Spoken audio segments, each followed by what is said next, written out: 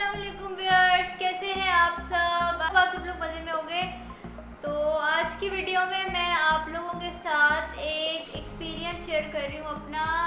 आज की वीडियो में ना मैं आप लोगों के साथ एक कह लें एक डूज एंड डोंट्स टाइप की वीडियो है, जिसमें मैं आप लोगों के साथ मेहंदी के अबाउट डिस्कस करूँगी कि अक्सर जो फीमेल्स और ब्राइड्स और कुछ गर्ल्स अपनी जब भी मेहंदी अप्लाई करती हैं अपनी स्किन के ऊपर, तो पता नहीं चलता और अक्सर ऐसे होता है कि उनकी जो है वो स्किन के ऊपर उस चीज़ का रिएक्शन हो जाता है। स्किन अक्सर स्वेयर केसेस में उतर भी जाती है, वो डैमेज जो है ना बड़ा एक्सट्रीम लेवल पे करती है। तो मेरा भी पर्सनल एक्सपीरियंस था इसी से रिलेटेड, सो मैंने सोचा कि मैं आप लोग के साथ शेयर करूँ इसके अबाउट, ताकि अगर किसी को इन फ्यूचर इस तरीके का कोई प्रॉब्लम हो तो उसको पता हो कि इसने किस तरीके से इस चीज़ को मैनेज करना है। ठीक है, बिफोर एंड आफ्टर दोनों वाले एक्सपीरियंसेस मैं आप लोगों के साथ शेयर करूँगी। ठीक है, तो वीडियो स्टार्ट करने से पहले छोटी सी रिक्वेस्ट, नए हैं तो काइंडली इसको सब्सक्राइब कर दें और वीडियो अच्छी लगे तो प्लीज़ इसको लाइक और शेयर कर दीजिएगा। मुझे आप लोगों के इस रिस्पॉन्स से मोटिवेशन मिलती रहती है और ताकि मैं इन फ्यूचर आप लोगों के लिए और अच्छी अच्छी वीडियोज़ बना सकूँ।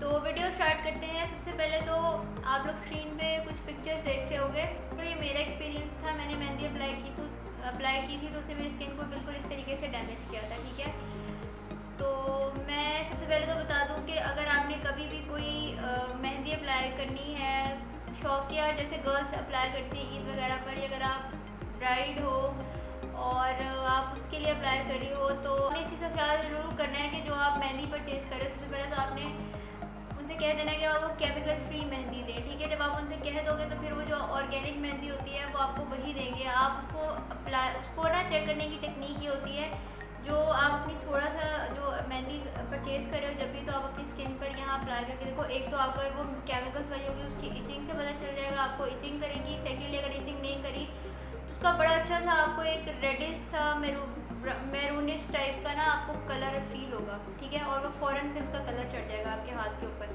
तो आपको एक तो वो इसकी जो है कह लें कि इंडिकेशन है कि ये केमिकल वाली मेहंदी है। सेकेंडली जो केमिकल फ्री होगी, जो ऑर्गेनिक मेहंदी होगी, अगर आप उसको लगाओगे तो उसका टिपिकल ब्राउन और ऑरेंज टाइप का होगा थोड़ा सा कलर।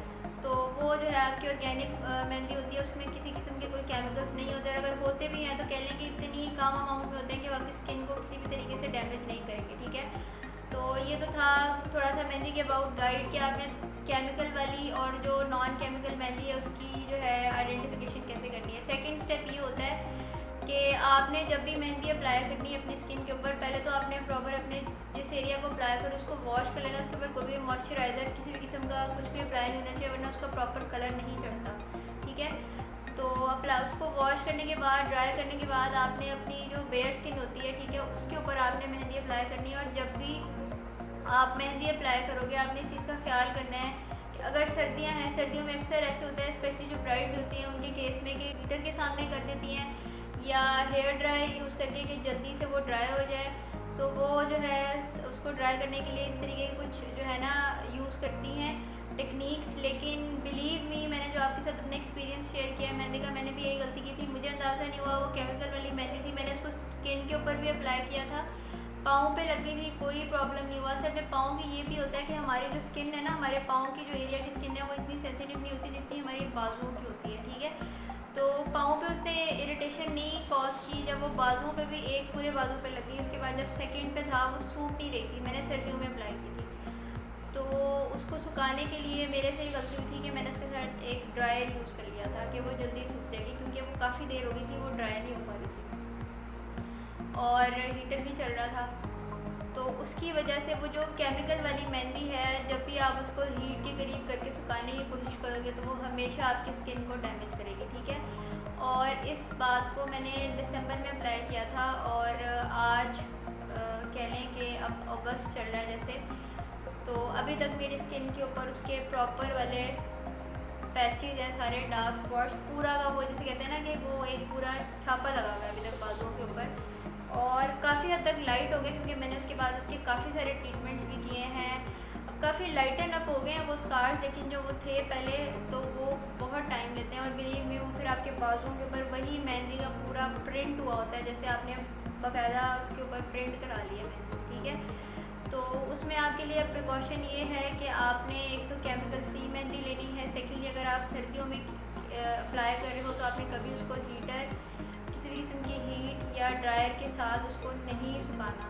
फिर ये है कि जब आप मेहंदी को वॉश करोगे तो आपने कभी भी उसको ऐसे अपने नेल्स के साथ करके तो नहीं करना, उसको जेंटल तरीके से वॉश करोगे तो वो स्किन, अगर आपकी केमिकल वाली मेहंदी भी है ना, अगर मैं केमिकल वाली की बात करूँ, अगर आप उसमें आपको नहीं कोई इरिटेशन कॉज नहीं, अगर आप उसको उतारते टाइम उसके साथ इस तरीके से थोड़ा सा करोगे, रबिंग करोगे, वो तब भी आपकी स्किन को डैमेज कर सकती है। इसलिए आपने उसको प्रॉपर उसकी रबिंग नहीं करनी, उसको जेंटली वॉश करना है, ठीक है। और गर्म पानी से नहीं करना, नॉर्मल जो पानी होता है, ठीक है, उसके साथ वॉश करना है। वरना वही बात के जो केमिकल वाली है वो गर्म पानी के साथ या किसी भी किस्म के हीट के एक्सपोजर के साथ आपकी स्किन को डैमेज करती है और फिर वो अपने निशान छोड़ जाती है, स्कार्स छोड़ जाती है।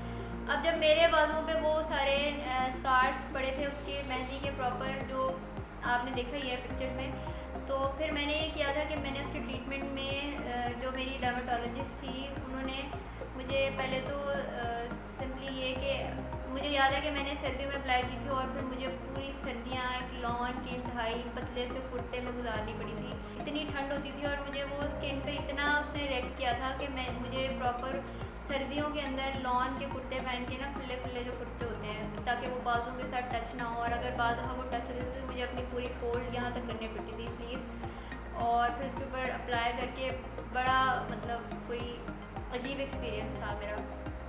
तो इसीलिए मैंने सोचा कि मैं आप लोग के साथ शेयर करती हूँ कि इन फ्यूचर अगर कोई ब्राइड्स हैं जिनको बहुत ज़्यादा मेहंदी लगती है, या गर्ल्स भी अगर शौकिया लगवाती हैं, तो उनको काफ़ी हेल्प मिल सकती है कि, तो इसलिए मैंने सोचा कि क्यों ना मैं इसके ऊपर एक वीडियो बनाऊँ, क्योंकि अक्सर जो ब्राइड्स होती हैं जिस तरह वो सैलून्स पे जाके तैयार होती है, उनकी पूरी डील होती है, तो उसमें यही होता है कि वो क्योंकि ताकि जल्दी कलर आ जाए तो वो केमिकल्स वाली अप्लाई करते जाते हैं और उससे स्किन के बहुत ही बुरे हालात होते हैं। तो मैंने सोचा मैं इसके ऊपर वीडियो बनाऊँ और अपना एक एक्सपीरियंस शेयर करूँ कि आपके लिए इस चीज़ में कौन से डूज है कौन से डोंट हैं।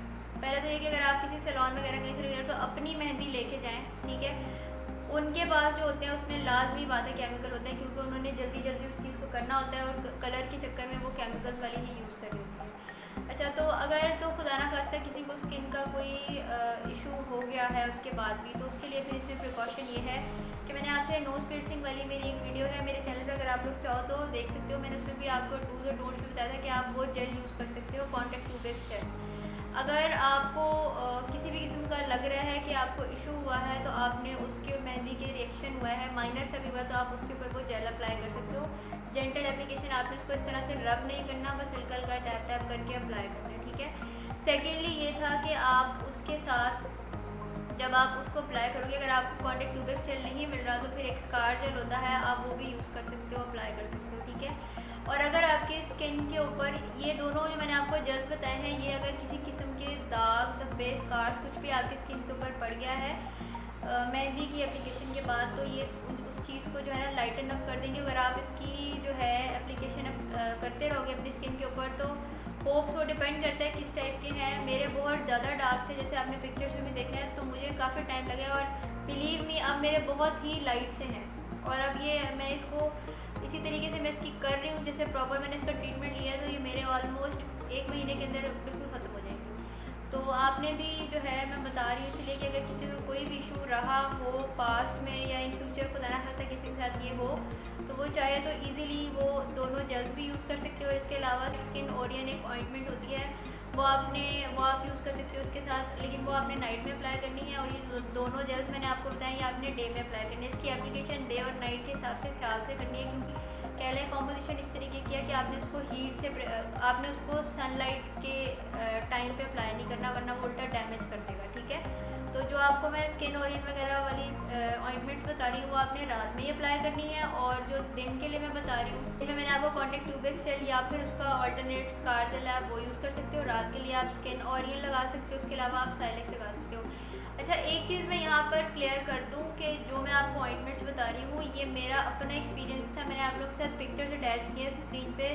तो मेरी इस कंडीशन के हिसाब से मुझे ये वाली ऑइंटमेंट्स मेरी डर्मेटोलॉजिस्ट ने सजेस्ट की थी, ठीक है।